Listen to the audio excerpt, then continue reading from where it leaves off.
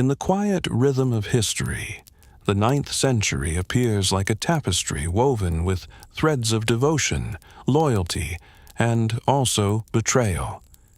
It was an age when kingdoms rose and fell, when emperors and caliphs struggled for power, and when ordinary men and women carried on with their lives, bound by customs, traditions, and faith. To understand how faithfulness and infidelity were perceived in that distant time, we must first step gently into the world of the early Middle Ages. It is a world without our modern laws or freedoms. It is a world where the family was not only a private matter, but also the very cornerstone of society. Marriage, fidelity, and loyalty were not only personal virtues, but also political and economic necessities. Let us begin in Europe, in the shadow of the great Frankish Empire, where the legacy of Charlemagne still lingered.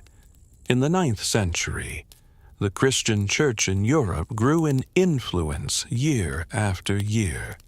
Marriage was no longer seen merely as a contract between families, or a convenient arrangement for property and alliances.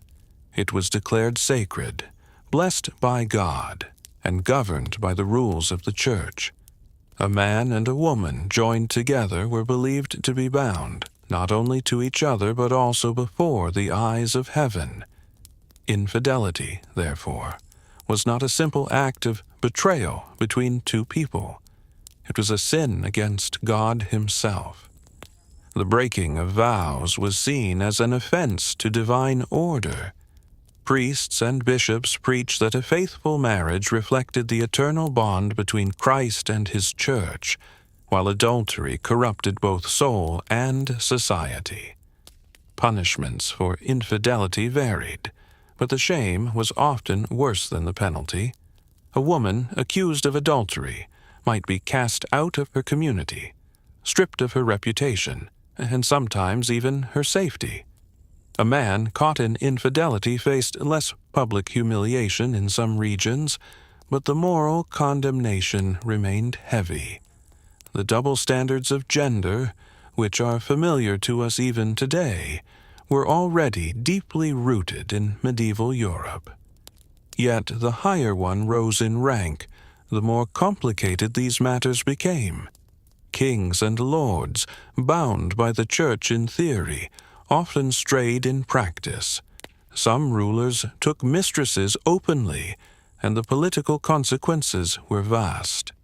The legitimacy of heirs was one of the most critical issues of the time. An illegitimate son could not always inherit land or titles, and yet history is filled with examples where such sons grew into powerful figures, shaping dynasties and wars. The ordinary farmer or craftsman may have suffered harsh consequences for infidelity, but a nobleman might negotiate, conceal, or even flaunt his affairs. Still, the shadow of the Church always loomed. A scandal could tarnish alliances, and the whispers of adultery could turn into weapons in the political battlefield. For women, fidelity was demanded with a weight far heavier than for men. Inheritance, land, and family honor rested on the certainty of bloodlines. A wife's infidelity, therefore, was seen not only as a personal betrayal, but as a potential disruption of family wealth and lineage. Imagine a noble household in the year 820. The lady of the house, married perhaps at the age of 14, lived in a world of constant watchfulness.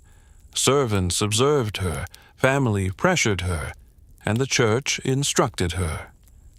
A single rumor of infidelity could destroy her life. Her husband, meanwhile, might maintain discreet relationships without losing his title or fortune. The double standard was clear, but society accepted it as part of the natural order. This imbalance would endure for centuries, shaping gender roles and expectations long beyond the 9th century. To fully understand these dynamics, however, we must expand our gaze. Europe was only one part of the 9th century world. Beyond the borders of the Frankish Empire and the small kingdoms of the north, great civilizations were flourishing. The Abbasid Caliphate in the Middle East, the Tang dynasty in China, and the nomadic tribes of Central Asia each had their own ways of understanding loyalty, family, and betrayal. And so, as we move forward, we will journey across these lands, pausing in each culture to observe how faithfulness was honored and how infidelity was judged. But before we leave Europe, let us linger a little longer in its quiet villages, its cold stone castles, and its humble chapels.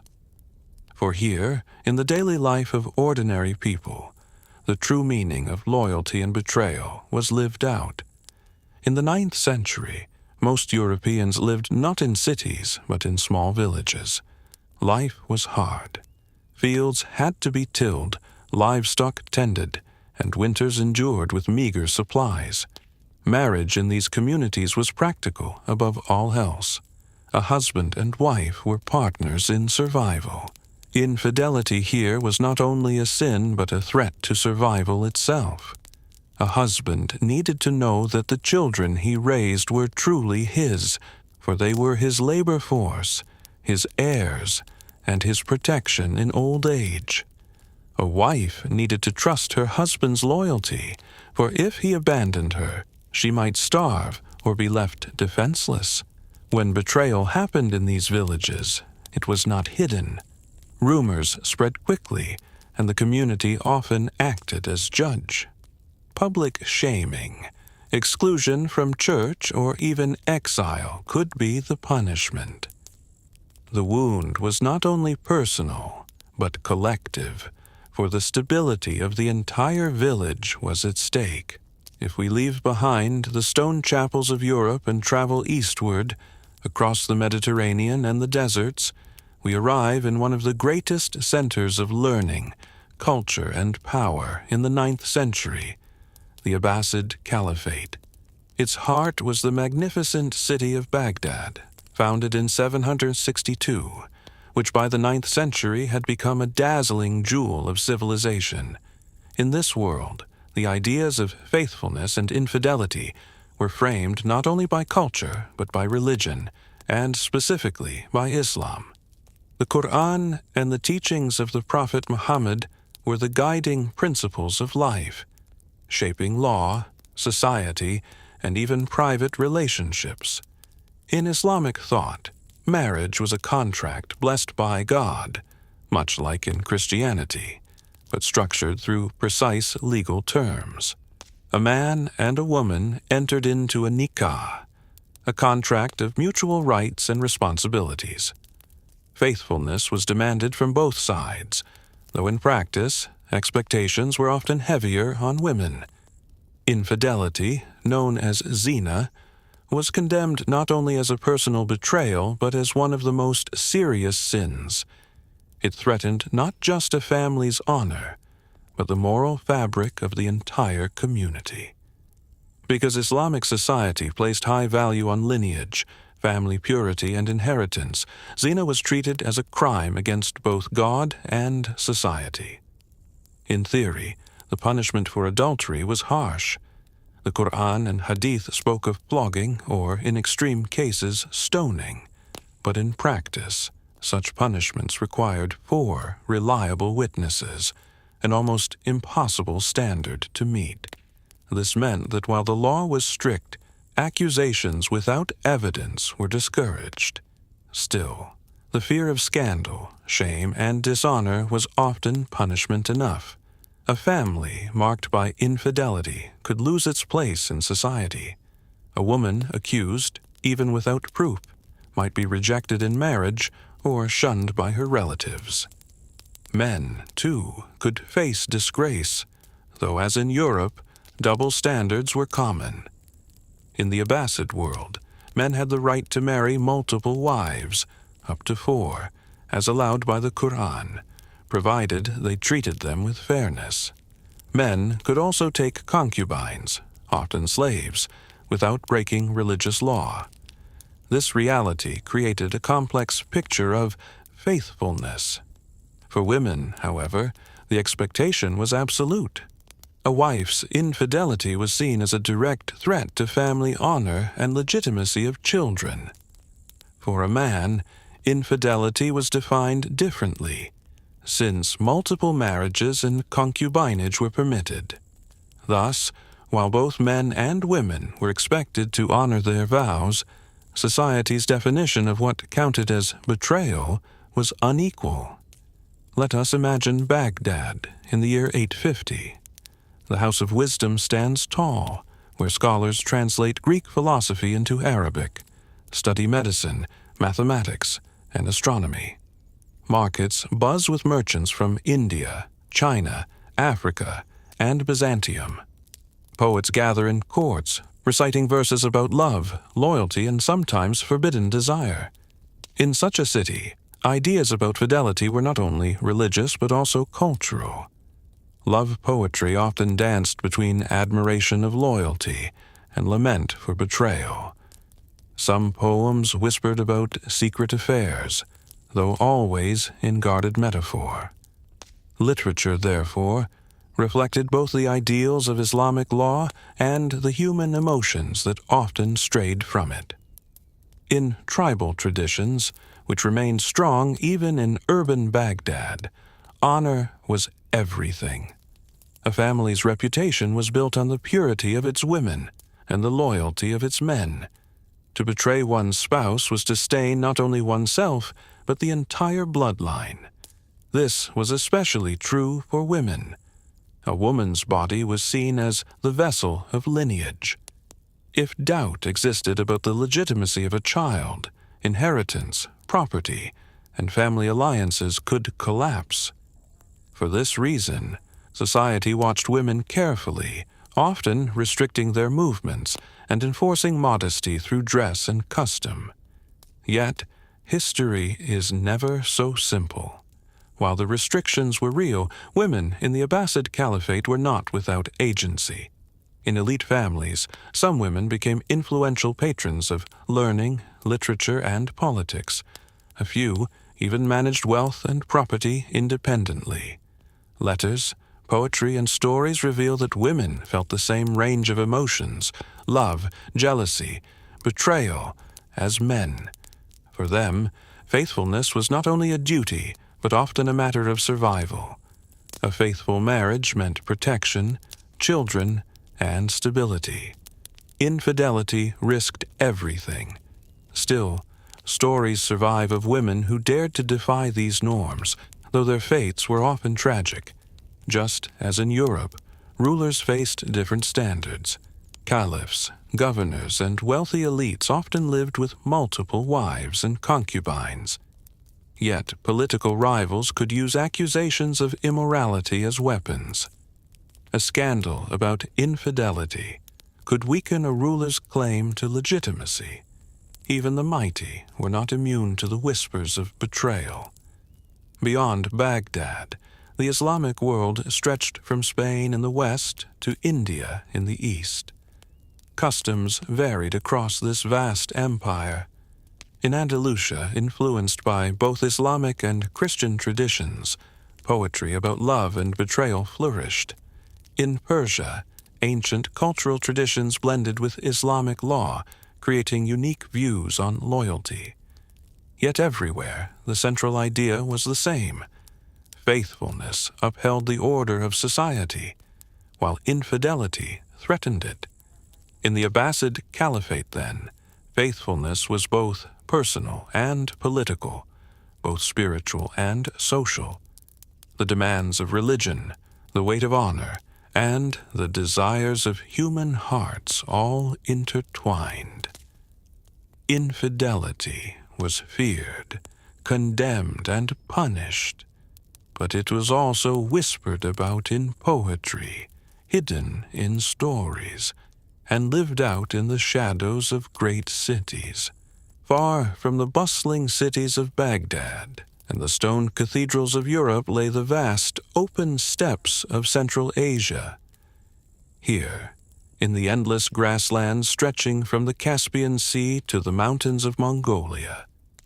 Life was shaped not by walls and markets, but by the rhythm of horses, herds, and the movement of clans. In the 9th century, these lands were home to powerful nomadic confederations. The great Turkic Khanates had risen and fallen, and smaller tribal unions were constantly forming. Life here was harsh but free, bound not by stone borders, but by loyalty, honor, and kinship. In such a society, the meaning of faithfulness and infidelity took on a unique character. Among nomadic peoples, marriage was never purely personal. It was a bridge between families, tribes, and sometimes even entire nations. When a man and woman married, it was not only two individuals joining, but two bloodlines intertwining. This bond created alliances, secured peace, and expanded influence. Faithfulness in this context meant more than love. It meant loyalty to the tribe, to the ancestors, and to the future of one's children. An unfaithful act, therefore, was not just a private betrayal, but a disruption of clan unity. Women in the steppe held a stronger position than in many settled societies of the 9th century. While men rode to war, women managed camps, herds, and households. Some women even rode alongside men in battle, and a few became legendary leaders. Because of this greater balance, loyalty between husband and wife carried a slightly different weight. A wife's role was respected, but also carefully guarded. Her faithfulness was vital for the legitimacy of children, who carried on the tribe's name. Infidelity by a woman was often punished severely, sometimes even by death, because it was seen as endangering the very survival of the clan. For men, the rules were less strict. A man could sometimes take more than one wife, particularly leaders and wealthy herdsmen. Still, open betrayal was frowned upon, for it could bring dishonor not only to the individual, but to the entire tribe. In steppe culture, honor was everything. A man's reputation as a warrior, a woman's reputation as a loyal wife, a family's reputation as trustworthy, all of these determined survival. If a rumor of infidelity spread, it could lead to conflict between families. Sometimes entire clans went to war over accusations of betrayal. For this reason, disputes over loyalty were taken seriously. The elders of a tribe might gather to judge, and punishments could be swift. Yet, as in all human societies, not every heart obeyed these rules. Love, jealousy, and secret meetings existed here too, whispered about in campfires, hidden behind felt tents. The nomadic peoples of Central Asia did not leave behind great stone buildings or vast libraries, but they left oral traditions, epics, songs, and legends. In these stories, faithfulness and betrayal were common themes. Epic heroes often demanded loyalty from their wives, and faithful women were praised in poetry. At the same time, tales of betrayal warned listeners of the dangers of infidelity. A woman who strayed was often cast as a villainess, while a faithful wife was remembered as the guardian of her people.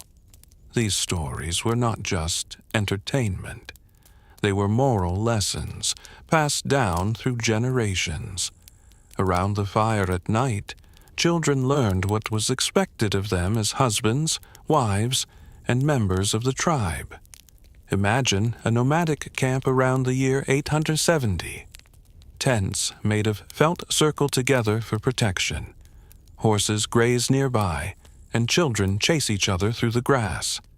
Inside a tent, a husband and wife share responsibilities. She tends to the animals.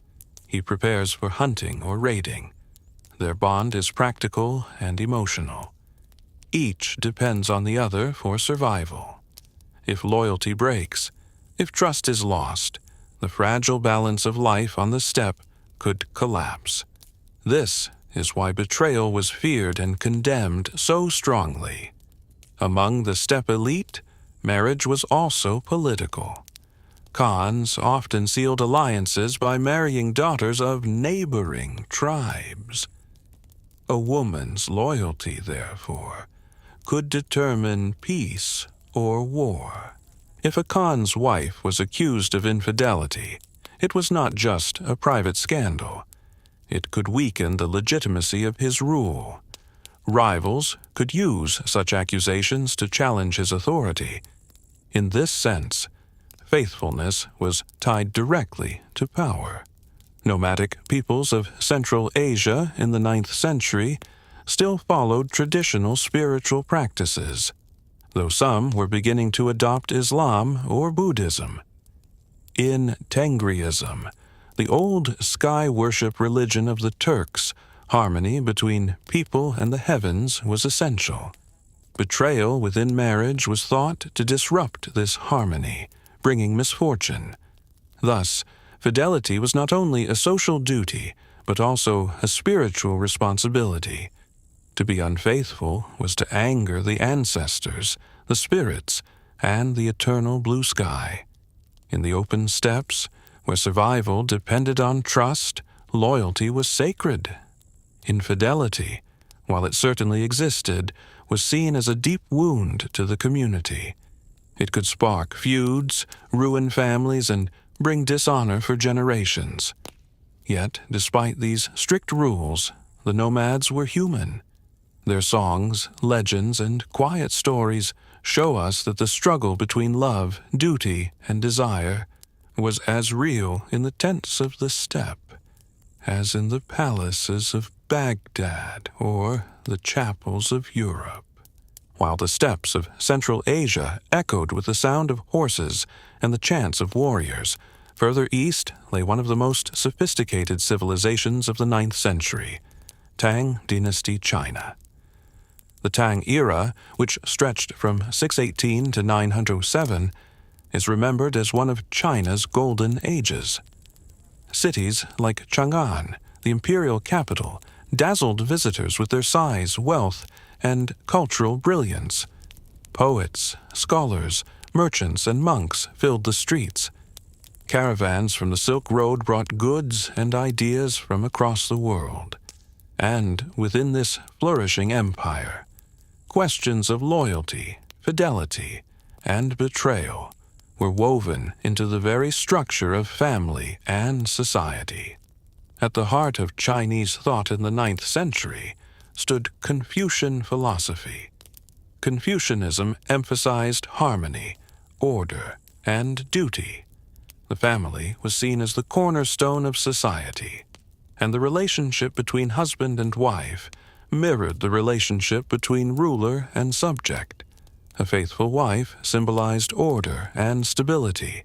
An unfaithful wife represented chaos and dishonor.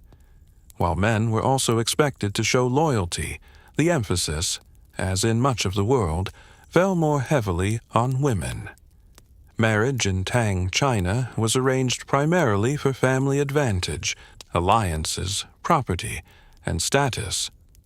Romantic love was not irrelevant, but it was rarely the foundation of marriage.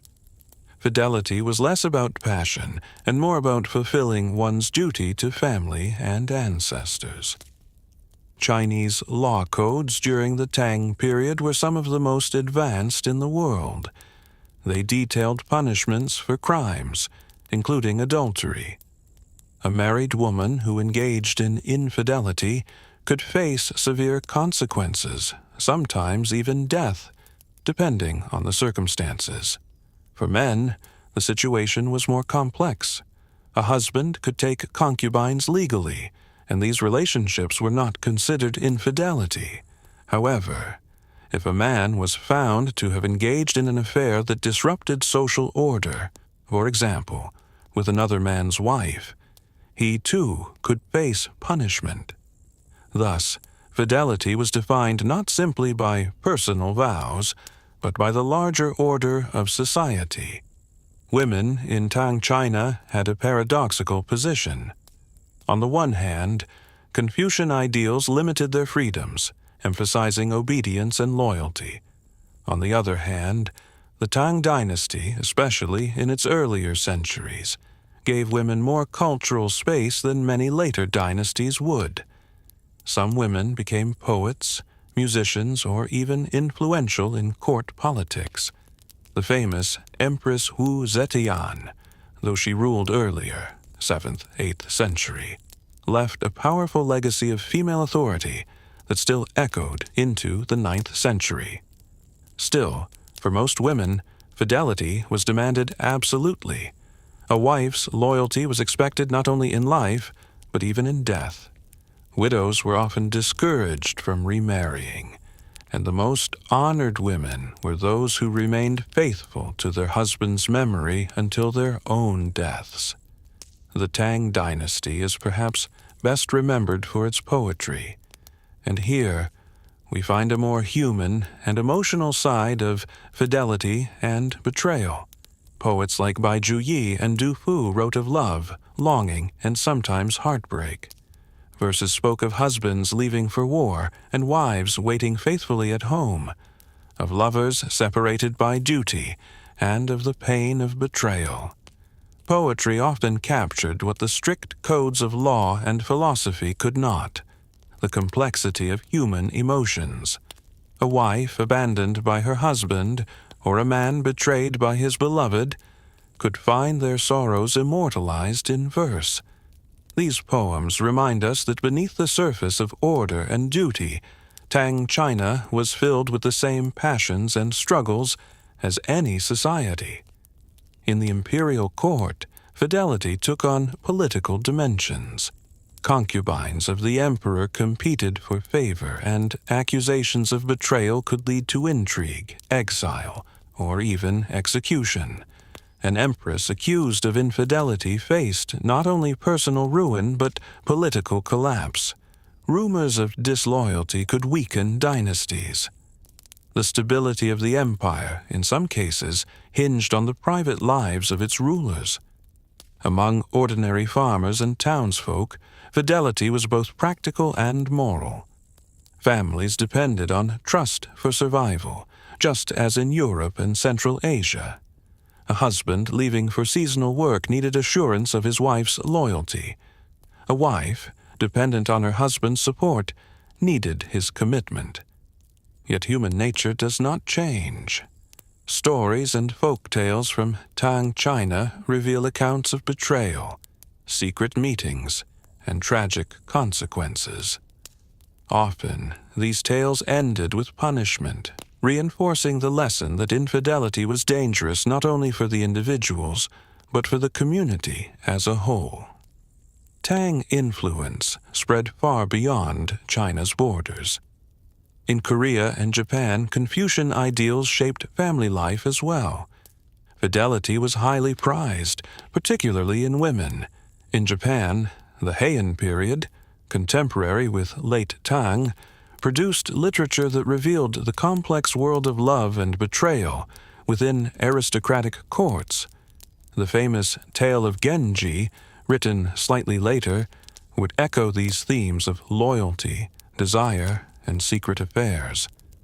Thus, across East Asia, the pattern was similar. Faithfulness was honored as the foundation of social harmony, while infidelity was feared as a source of shame and disorder. In Tang Dynasty, China and its cultural sphere, the concepts of faithfulness and infidelity were deeply intertwined with Confucian duty, family honor, and social order. The laws were strict, the expectations clear, and the consequences severe.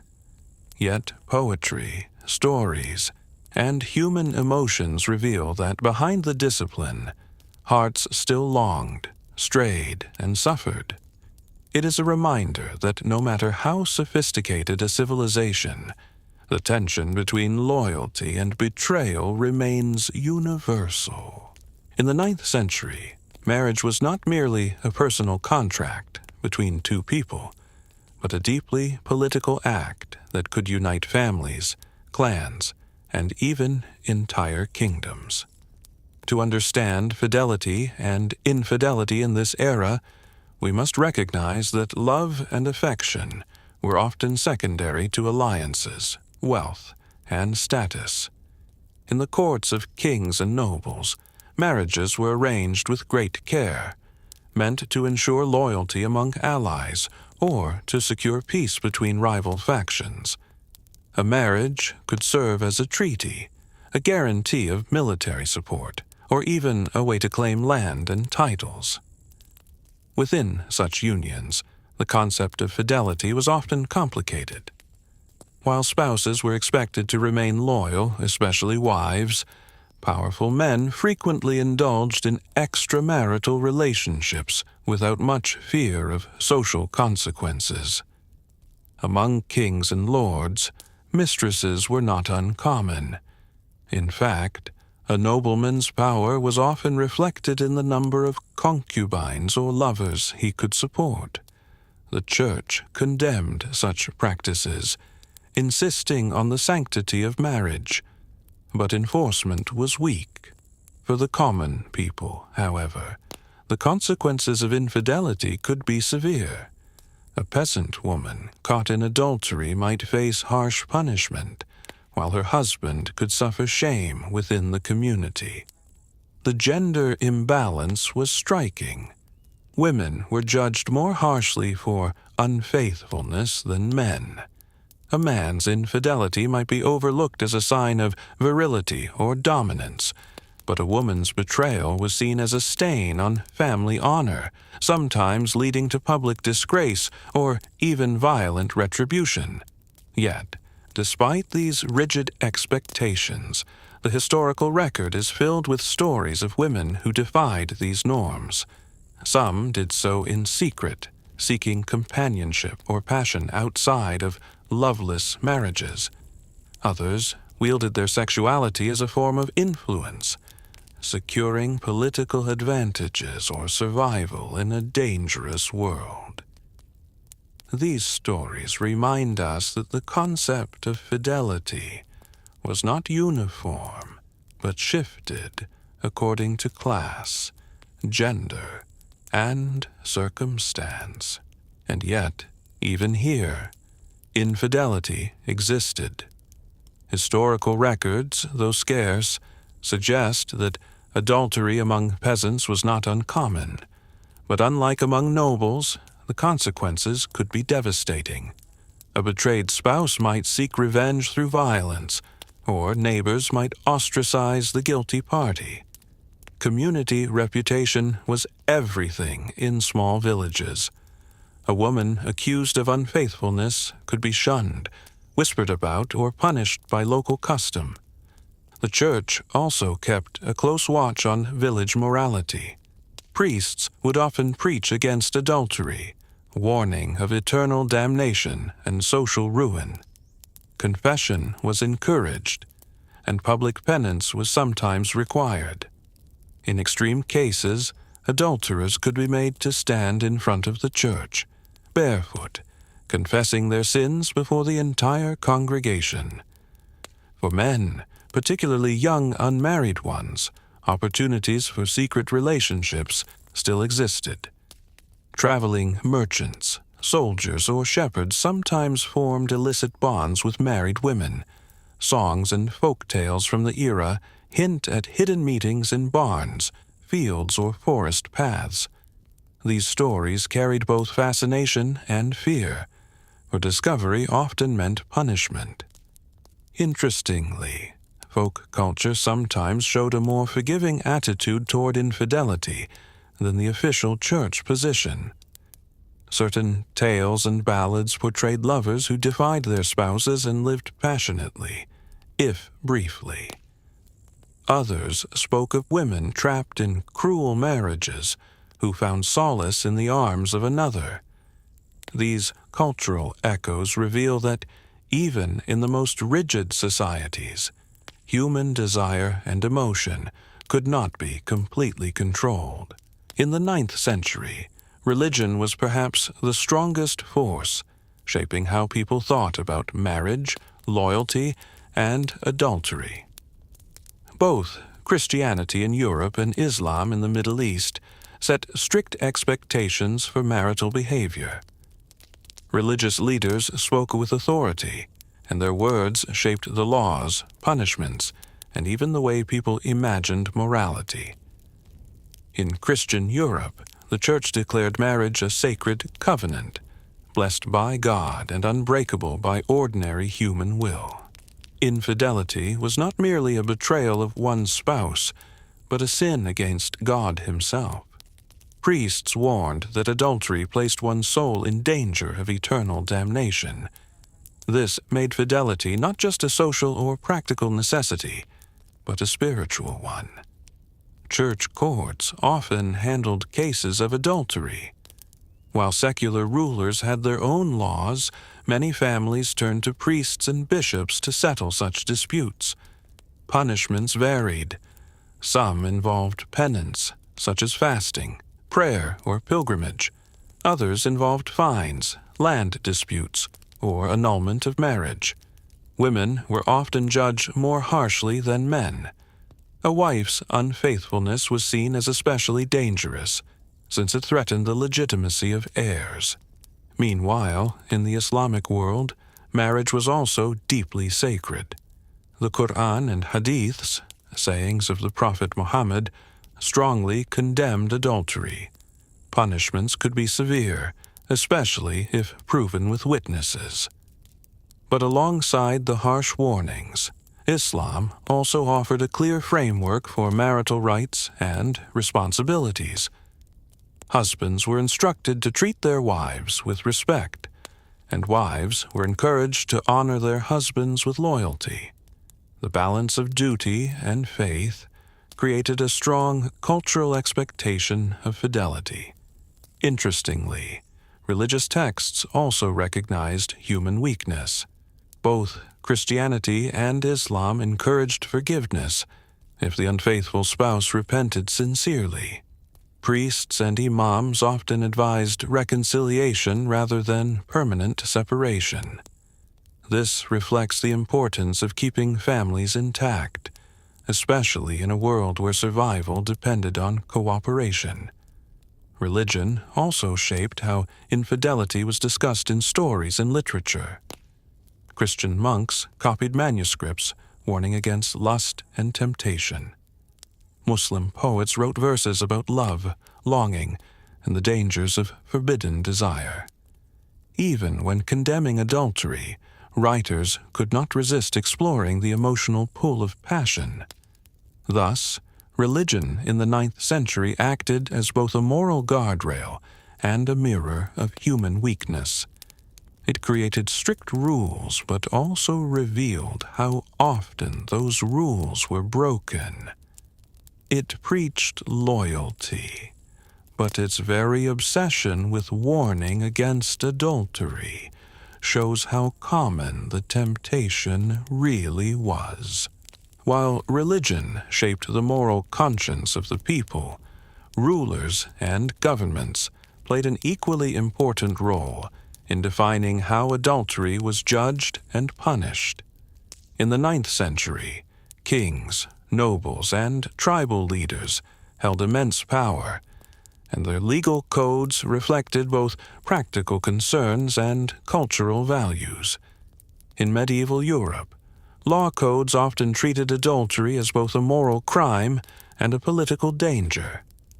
A noblewoman who strayed from her husband risked producing heirs of doubtful legitimacy. This was not just a family issue. It could threaten entire dynasties. Rival claims to thrones or estates sometimes arose from whispered rumors of unfaithful queens or princesses. To prevent such chaos, rulers enforced harsh punishments on women suspected of adultery. Men, especially nobles, were often treated more leniently, reflecting the unequal standards of the time. The Carolingian Empire, which dominated much of Europe in the early 9th century, produced laws influenced by both Roman traditions and Christian teachings.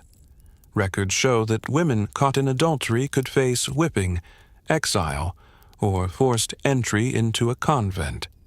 Men, particularly if they held high status, often escaped with lighter penalties. Yet even powerful men risked their reputation and political standing if their affairs became too public.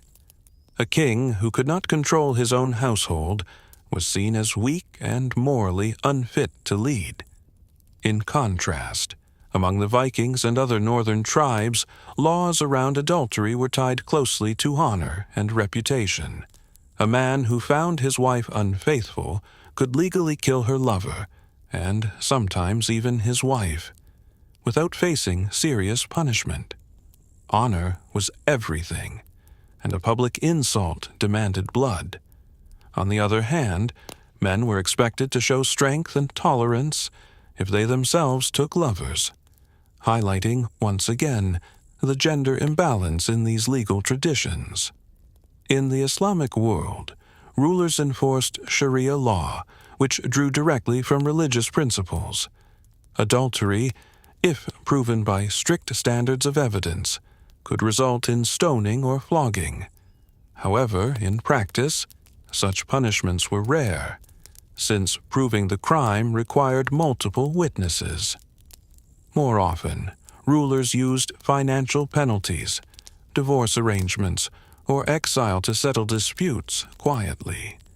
Political leaders understood that public scandals weakened stability, so they preferred discreet resolutions whenever possible.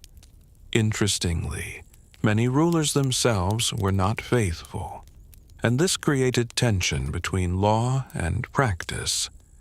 Chronicles tell of caliphs with large harems, kings with mistresses, and nobles whose affairs were tolerated so long as they did not threaten succession. This double standard reflected the priorities of power. The stability of dynasties mattered more than private morality. One of the most striking examples came from Byzantium, where emperors issued complex laws regulating marriage, divorce, and adultery. These laws often reflected the emperor's personal experiences.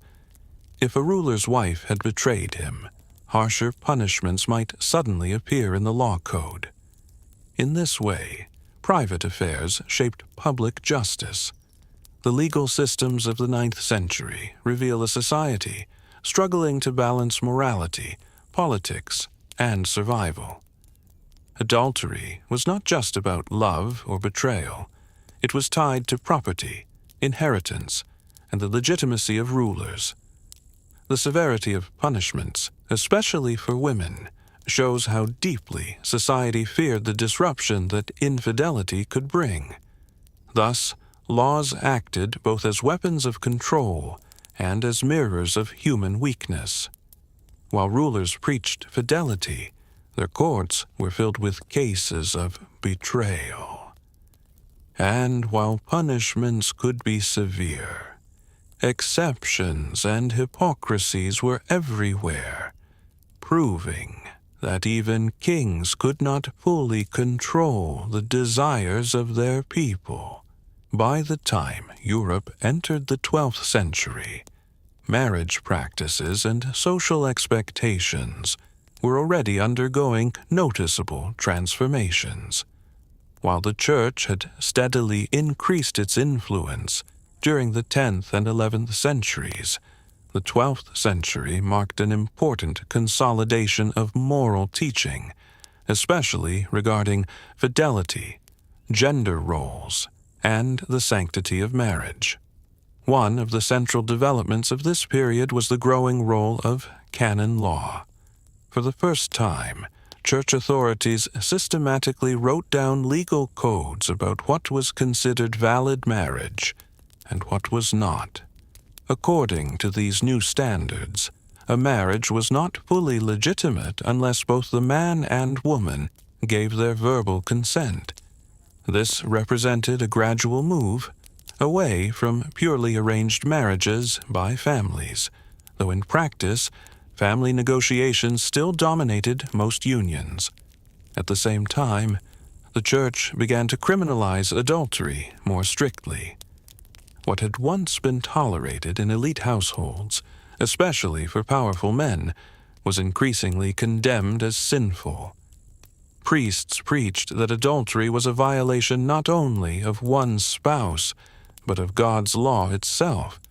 Still, in everyday reality, extramarital relations remained common, particularly among the nobility. Powerful lords often maintained mistresses, while some noble women engaged in secret affairs despite the risks. The consequences for women, however, were usually far harsher than for men. A man caught in adultery might suffer gossip or mild penance from a priest, but a woman could face severe punishment, ranging from social disgrace to being locked away in a convent by her husband's order. Records from certain European courts show cases where women accused of adultery were publicly shamed, forced to walk through the streets barefoot, or even beaten. Meanwhile, the ideals of courtly love, which emerged in the aristocratic courts of southern France, introduced a paradox into this society. Troubadours composed songs praising the devotion of knights to noble ladies, often married women. These poetic traditions celebrated passion, longing, and even secret affairs as signs of refined nobility. Thus, while the Church condemned adultery, courtly culture often romanticized it. The 12th century also witnessed new debates about gender roles. Some scholars, such as the famous theologian Peter Lombard, argued that men and women were spiritually equal before God, though their earthly roles differed.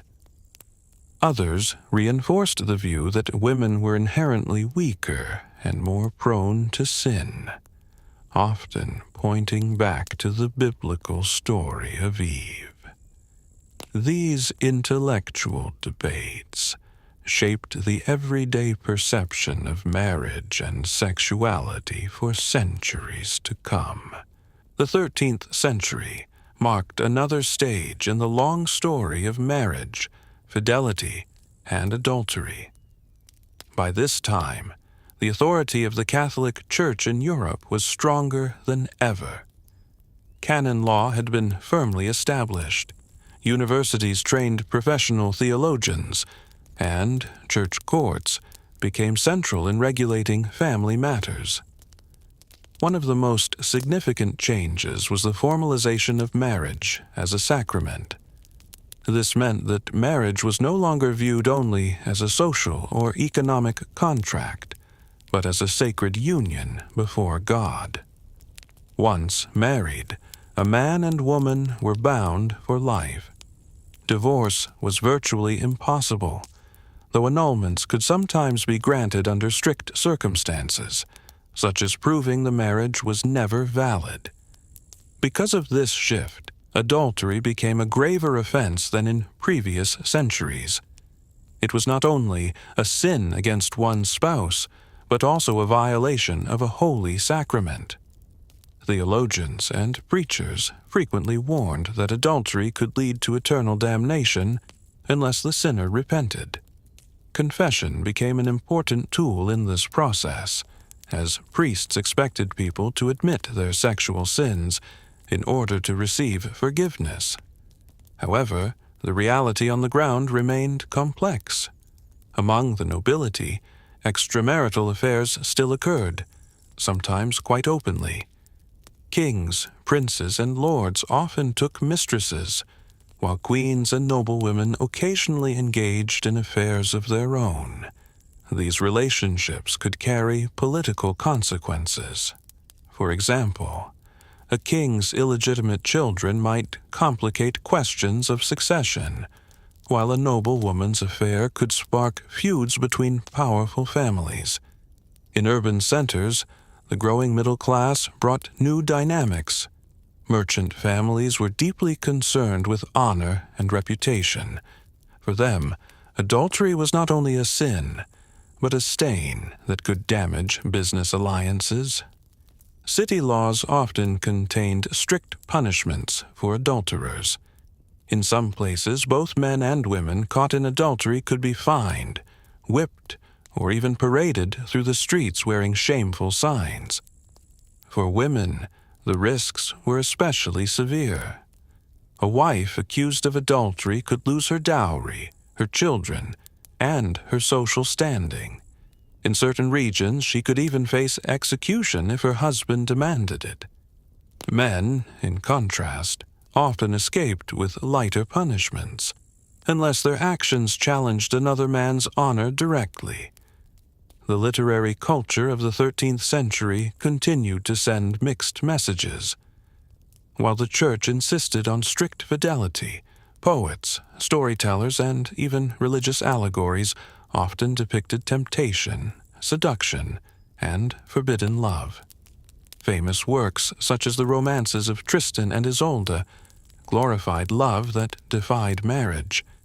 In these stories, adultery was presented not as a crime, but as a powerful, almost sacred force of passion. At the same time, prostitution was tolerated in many medieval cities. Authorities considered it a necessary outlet to prevent greater sins like rape or the seduction of honorable women. Brothels were sometimes regulated and taxed by local governments, though prostitutes themselves lived on the margins of society, often condemned but also quietly needed. The 13th century also brought new theological writings on gender and sexuality. Thinkers like Thomas Aquinas analyzed marriage in philosophical terms, arguing that it served both procreation and moral order. Aquinas declared adultery a double sin, against justice and against chastity. His influence shaped European morality for centuries. Still, despite these strict moral codes, the human reality remained. Passion, secrecy, temptation, and betrayal continued to shape marriages across Europe. The Church could legislate, the courts could punish, but ordinary men and women continued to make choices, sometimes faithful, sometimes not, within the complex web of love, desire, and duty